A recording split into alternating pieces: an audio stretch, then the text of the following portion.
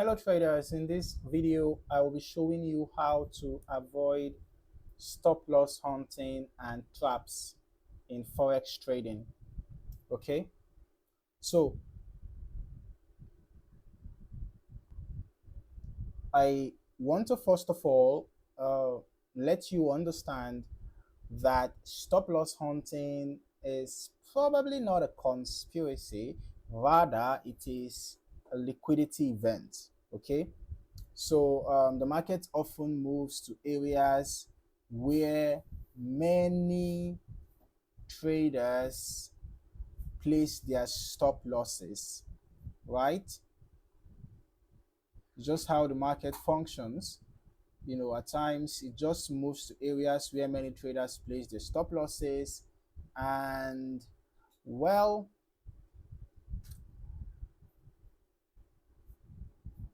in some cases, or rather in many cases, their stop losses get hit and price continues to move in their initial direction. So the goal is not to avoid stop losses, but to place them in smarter locations where the market has less incentive to target them. Okay, so now let us just understand the concept of stop loss, in simple terms. Okay, stop loss hunting, I mean, it happens when price briefly moves beyond a key level, just like this example. This is a dynamic support level, right? And price will briefly move beyond that key level, triggering many traders stop losses before reversing, right? So this is an example, right? A classic example of a stop hunt, a stop loss hunt. Price moved below the support level. Many traders who had entered a buy position here would have likely set their stop losses just below that swing low. And you can see that their stop losses would have been hit and price continued all the way up in their direction. All right. Now, one of the biggest beginner mistakes is to place stop losses exactly where everyone else places them. Okay, common stop loss magnets include just below support, whether it's a dynamic support or a static support. Either ways, that's one of the common stop loss magnets, just below support, or just above resistance, or exactly at round numbers, maybe like 5,000 in the case of gold, right? Maybe in the case of some currency pairs like euro, usd, and the likes, 1.100, 1.200, and the rest of that, right? So those are examples of stop loss magnets: below support, above resistance, exactly at round numbers. Okay, so instead of placing your stop losses around those levels, you should place your stop loss below the liquidity sweep. So now, if you before you place a stop loss, think about it.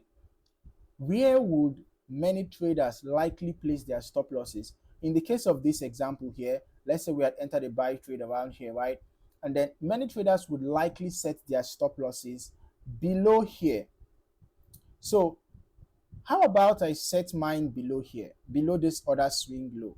But remember that you should always have a good risk to reward ratio. Okay, do not just you know take your stop loss to a level where you'll be risking more than what you intended to risk. Okay, or your risk will be close to your reward. No, you would be looking out for trades that will still give you a good RRR, and then you are trying to avoid stop loss hunts at the same time.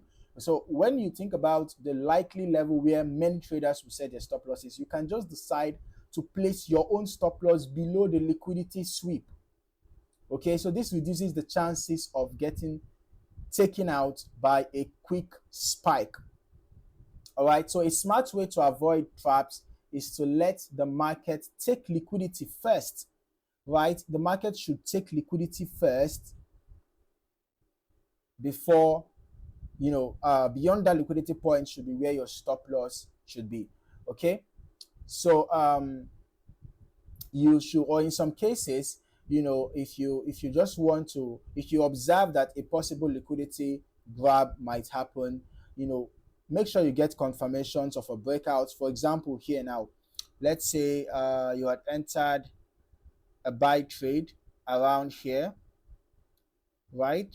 Let's say you had entered a buy trade around here, and then you'll be setting your stop loss below the swing low. Instead of entering your buy trade after price got to this dynamic support, wait for a confirmation candlestick pattern. If you notice that price breaks below that support, you can keep hold on your trade. You don't have to execute immediately. You wait for the liquidity to be grabbed. After the liquidity has been grabbed, then perhaps you can look out for a rejection candle. Maybe you can streamline to a lower time frame, right? You look out for a rejection candle. Now, the liquidity has already been grabbed because price has dropped below the trend line, cleared some stop losses. Then you look out for confirmation to the upside. And then once you get a confirmation candlestick like this rejection candle, you can now enter your buy trade. Once you enter your buy trade after liquidity has been grabbed, it gives you even more confidence, right? Because liquidity has been grabbed. Now, once you enter your buy trade, you can then set your stop loss below that swing low, all right? And then you can even target the previous high for your take profit, okay? So it's super easy. Now, major economic news can also cause large spikes, that trigger stop losses. Examples include interest rate decisions, CPI inflation releases, non-farm payroll, and all of that, right? So during these times, spreads widen, price spikes rapidly, stop losses get triggered easily, and all of that, right? So a safer approach is to wait for the market to stabilize after news events, all right? After news events, then you can now proceed to do your analysis properly and take your trades. Okay, and remember that lower time frames contain more noise and false moves. So it is actually recommended to use higher time frames for your confirmation, right? When you're looking for confirmation signals, it's recommended to use your higher time frames for that. Okay, for example, if your H4 trend is bullish, right, avoid shorting minor pullbacks on M5 or M15. Okay, trading with the broader trend reduces the likelihood of stop loss traps. Now, just a quick recap for you. To avoid stop loss hunting traps, do not place your stops at obvious support and resistance levels. Okay, wait for liquidity sweeps before entering. Place your stops beyond the market structure. Avoid trading during high impact news and just follow the higher time frame trend. Okay, now there is no guarantee that things will always work out perfectly, right? Remember, the market can be unpredictable sometimes. Okay, but if you follow these steps, at least it can, assist in helping you, avoid a lot of stop loss traps, right? So that is it, guys, for this video. I hope you found it valuable. Kindly like and subscribe, and I look forward to seeing you in the next one.